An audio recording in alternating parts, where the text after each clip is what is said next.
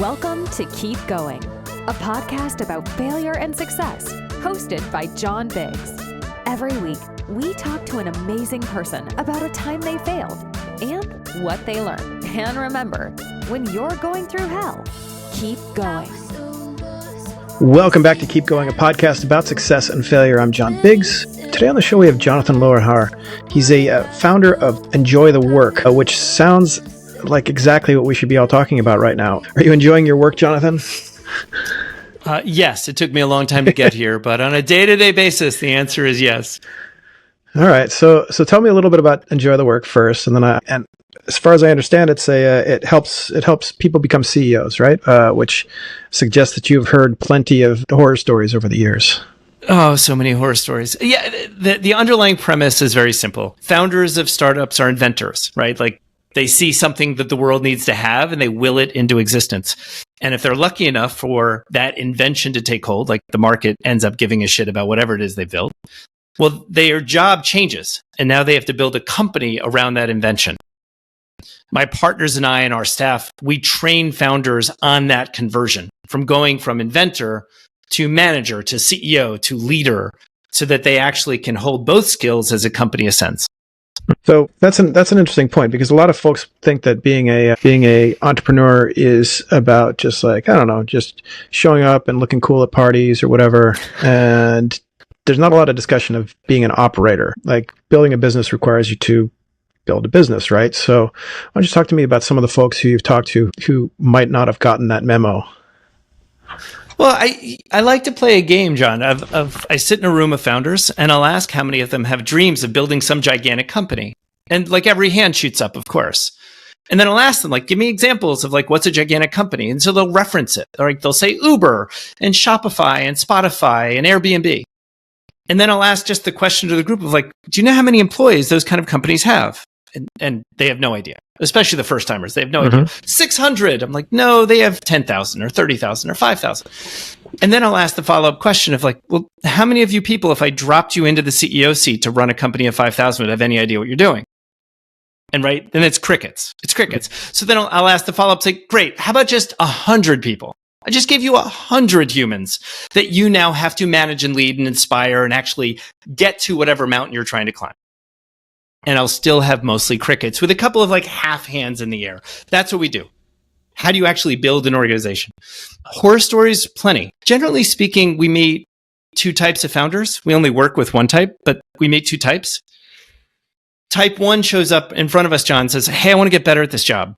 Whether it's because they're lost in the wilderness of trying to build a company for the very first time, or they're just the kind of growth mindset human that says, I'd like someone to watch my game tape and show me the difference between how I'm doing X and how I could be. Cool. Second type of founder says, I would like you to fix this thing about my life or my business. Can you go do that for me? No. We don't work with the second one. It took us a long time to figure out how to tell the difference between those two. But the first one wants to get better and wants to learn. And at our core, my partners and I are teachers. We're kind of old and a little grumpy. Like, we like a good student. The other category is just like, no, I know everything, but I have this small problem and you're a handyman. Can you come fix that? And we just end up running into a wall. So we run away. Do you have an example of somebody who wanted a handyman and needed somebody much bigger? So I'm going to be conscious of the fact that ultimately we are the quiet secret weapon consigliere. So don't share names. Because I think it's not fair. I'm also not the person in the arena, but I'll give you an example, a really good example. There was a founder of mine, a really good human, Series B business, climate tech, company growing well, big group of investors, some pretty brand name folks. And when we started working together, he'd come to us and say, here's my problem. Generally speaking, the problem would sound like the company's not moving fast enough, the management team's not moving fast enough. I'm the only one here who really cares. Great. Anytime there's an urgency problem about a team, it's never the team, it's always the CEO, like every time. Whenever there's an urgency problem, there's usually a communication gap. They don't understand what matters most, what work is required, how we're going to measure it, and how we're going to communicate along the way. And so we put frameworks up in front of the CEO and said, well, if you're telling us these are the things that are broken, here are the ways we could think about it. Well, that CEO then said, none of this is working at my company, but none of your frameworks will work either. What else you got? Interesting. Okay. We don't tell them what to do. We show them ways of thinking. We're Socratic. We're trying not to be prescriptive because that's not our job. We want them to learn. Okay. So what you're doing isn't working, but our model won't. What do you want to do from here? And that blew his head open. I just asked a simple question of how do you want to manage your own business? Mm-hmm. And he ends up coming back to us with a story that says, well, I have 100 employees and every week I would like to just tell them exactly what to do. I said, okay, would you like to try that experiment? Cool. Let's build a spreadsheet. Help me understand the actions you want all 100 employees of yours to do every week. He tried that for 2 weeks. Okay. You can imagine the outcome of that. That is the obscenity of founder mode on steroids. He had a spreadsheet of all 100 employees down to engineers and product managers and even some executive assistants. And he built a list. Here's what they will all do this week. Right. I can hear your angst. For me, it was an experiment.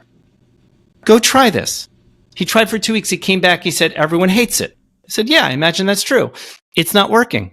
I imagine that's true. Why won't it work? And I said, and we gave him one of our frameworks very simply. I said, if you have 2 or 3 people and they're going to do everything you want them to do, those are robots, not humans. But you can tell them what to do. You gather 100 people, people want to feel led and inspired, and they want to follow along. They want to be given freedom and also boundaries and then resources to win and a reason for why we're doing all this work so that they can operate autonomously and then come back to you when they have problems. And you're doing the opposite. You're treating all 100 of your people like they're little children, that if they do anything outside of your boundaries, they'll get hurt. And if you treat adults like children, they're going to quit. So he ran face first into a wall. He came back from it, and we changed culture. So the first thing we did is we actually went to his leadership team of 15 people, John, and just said, if you had a magic wand and we could change the way this business is managed, what would that look like? And then we had a very honest discussion across 15 people to say, here's the gap between how we're leading this business and running this business. From financial planning to goal setting to how we're communicating, to the gap between how it's actually being run, 100 people on a spreadsheet. And the difference could not have been more stark. And they started to shift.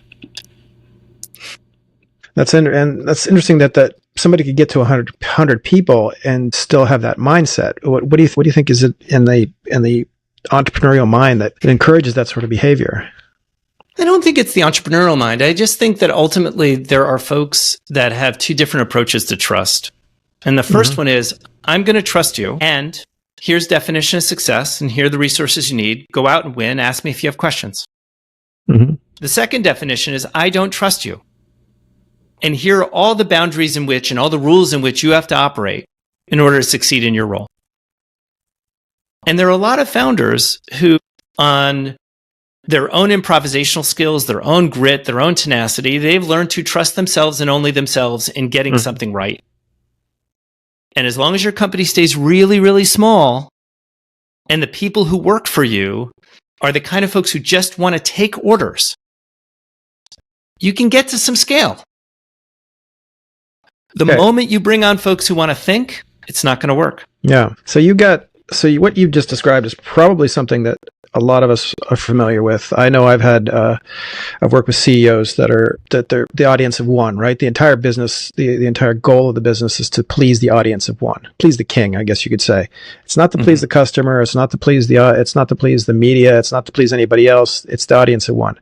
And you build your reporting structure, you build your PR mission, you build your content, you build your website just to please one dude who really likes, I don't know, Bentleys or something. So every web page has to have a Bentley on it, even though it's like a financial company. Okay. So in terms of concrete advice, first off, people who are trapped in an organization like that, what do they do? What should they do aside from just quitting?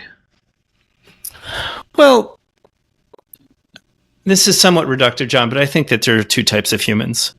There's human number 1 is on the path and doing the work. And I'm going to call doing the work as in being somewhat self-reflective and asking the questions of what's the way I can be a little bit better tomorrow, a little bit better the next day.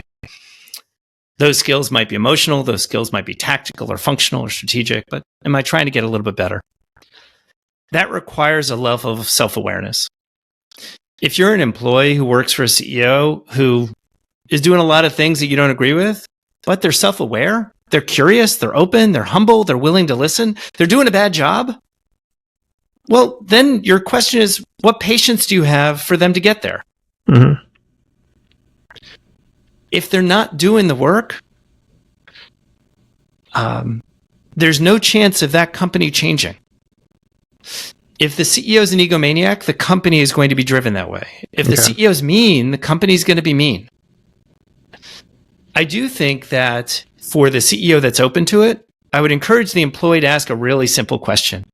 When these moments arrive of, I'm going to put a Bentley on the homepage because I love Bentleys. Mm-hmm. I would just ask the CEO in that moment a simple question.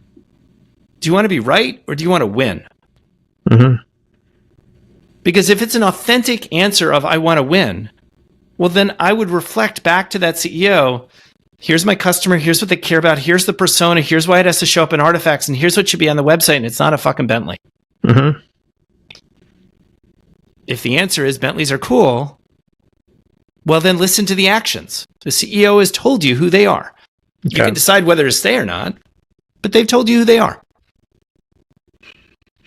Interesting. Yeah. I mean, I think that's a real sticking point for a lot of people. I think and plus I think folks who have built something out of nothing tend to be over anxious, I guess, because that house of cards that they built over the last 5 years could topple over any second, because on week 1 or week 2, it kind of maybe did topple over. Maybe they lost customers, that kind of thing.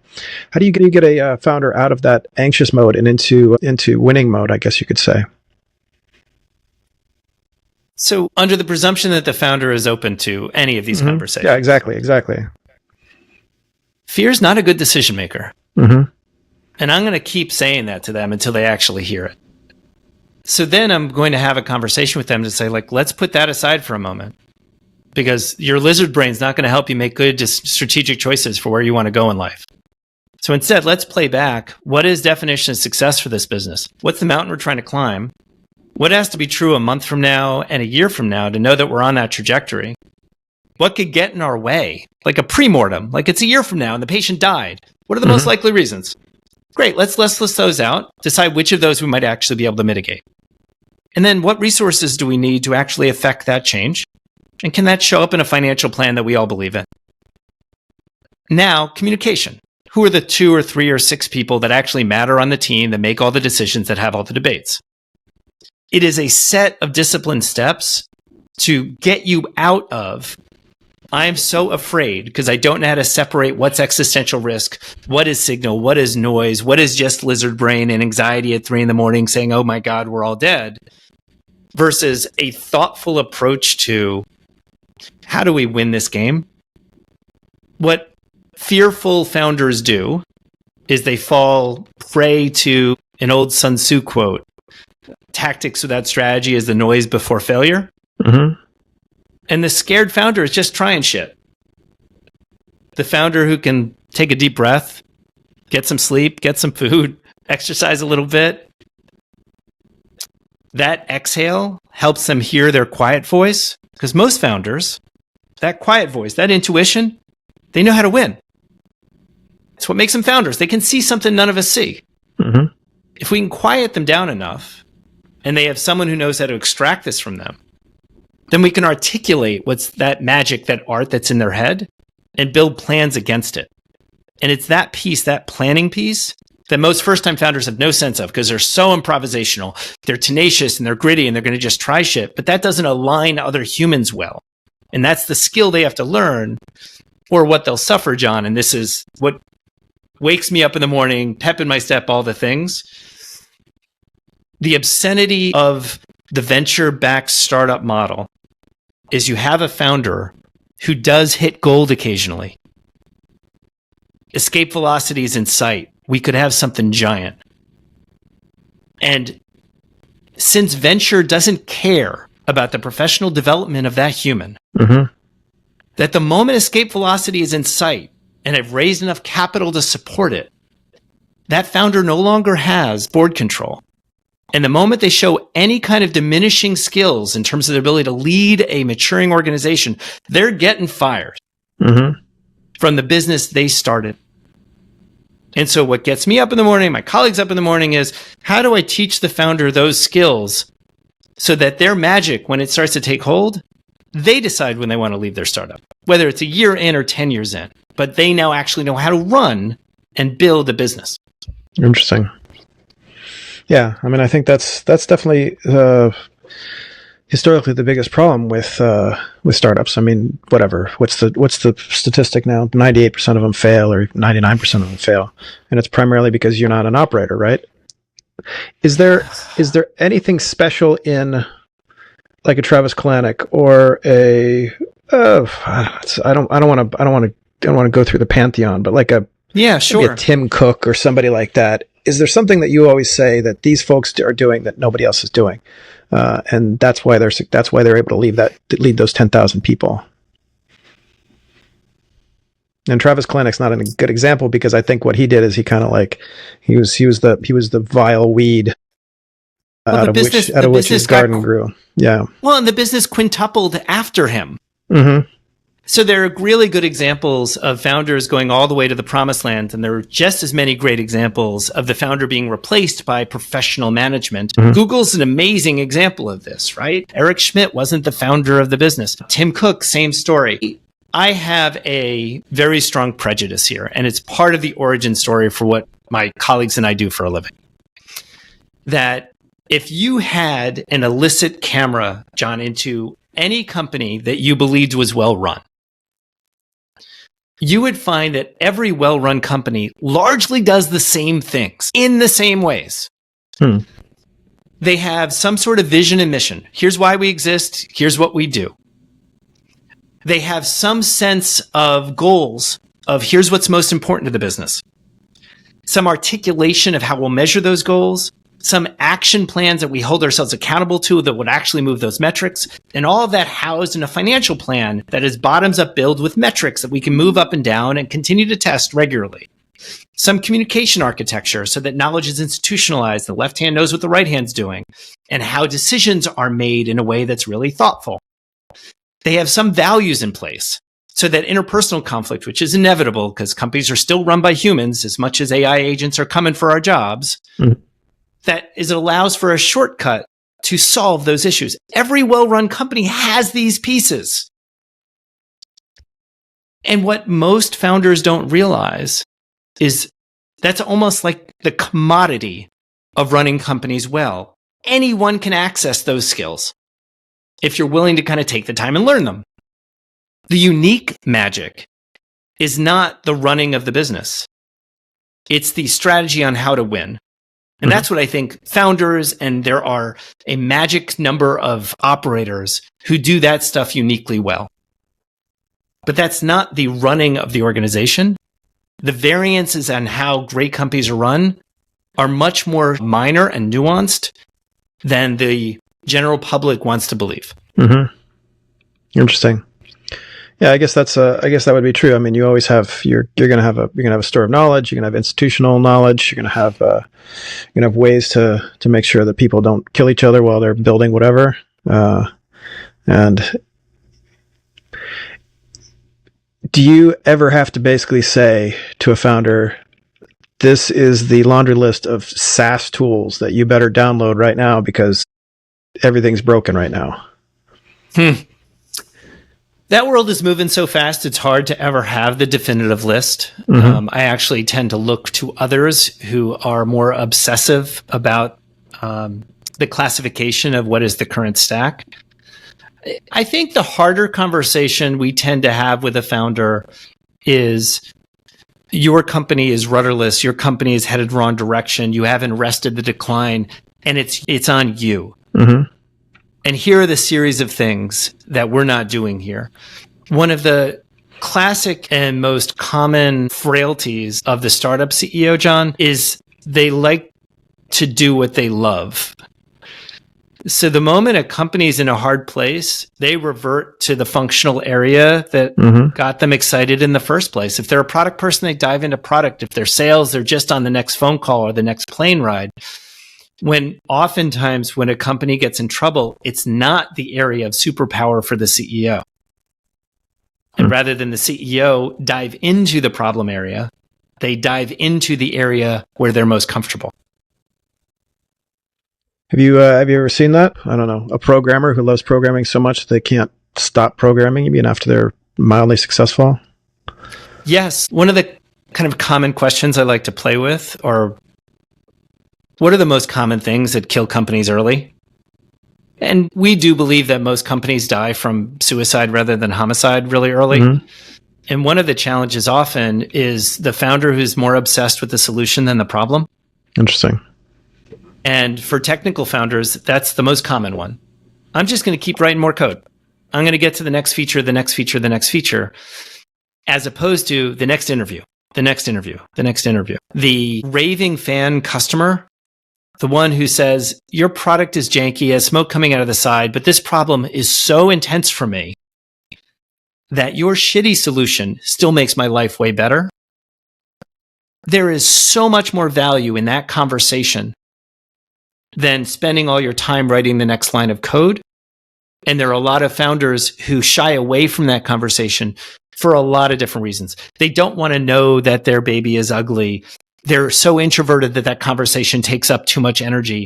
They don't know where that conversation is going to go, and they hate things that they can't control. Right? There's a series of armchair psychological reasons why they don't do that kind of research as often, obsess about the problem as often, but that ends up killing them far more often than not.